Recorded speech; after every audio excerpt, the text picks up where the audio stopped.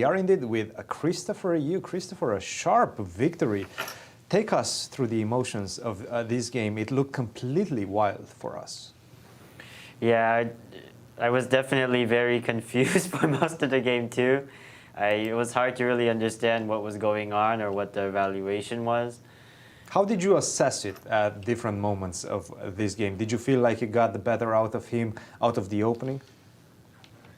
I think I preferred my position a bit, but I expected a much more normal game where he just castles, and I definitely didn't anticipate the way he played with Queen f6, King e7. Let's take a look. Queen to f6, bishop to g6. He did have the two bishops. He did have a potential attack via the h-file. Were you at all concerned at this point, or did you feel secure within your position? I felt relatively safe because I have this rook on h1, kind of stopping his pawns. Yes. Stopping the move h5. And he played f5. He was really taking the fight to you in this one, Pedro. And you retaliated as well. Queen to f7, queen to e2. What was the critical moment of the game, in your opinion, as we entered these wild complications? I'm honestly not really sure what the most critical moment was, but I thought it was like a big mistake, this whole plan with rook g8, rook g6, rook f6. I think maybe he should have just tried to bring his knight to e7 and g6 quickly. With So instead of rook to g8? d7 maybe, yeah. King to d7. And how would you have responded to that? What was your plan? Knight to a4 or? I'm not exactly sure. I was considering a lot of moves here. Like rook h5, knight a4 were definitely among the top moves I was considering. Mm-hmm. So your focus was to swing between the weakness on h6 and the weakness potentially of the king on the queen side.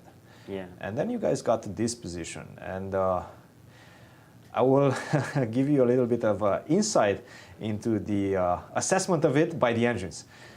And we were completely shocked by it.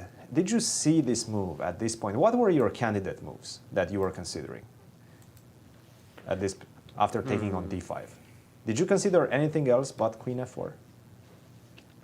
I didn't really think he had anything good besides queen f4. King to d8 apparently was, in fact, equal. Oh, wow. That's just insane. It is. Wow. And after queen to f4, it is you who actually have to start playing for equality, it seems. Queen to f4, I believe it was, what was it? It's rook h6, king No, h1. no, I think this is already over because this is already queen lost. takes g4 is a problem. So you have to take on h6, queen to f4, f4, and now king to h1 is the only way for you to make a draw. Crazy. So what's the whole variation after king h1? After king h1, it's a draw by repetition after rook f6, rook h8. Wow. Yeah. Wow. Wow is right. That was, Christopher, that was our feelings too. Like, we wanted to shoot the messenger. It's amazing that Cristian is still alive.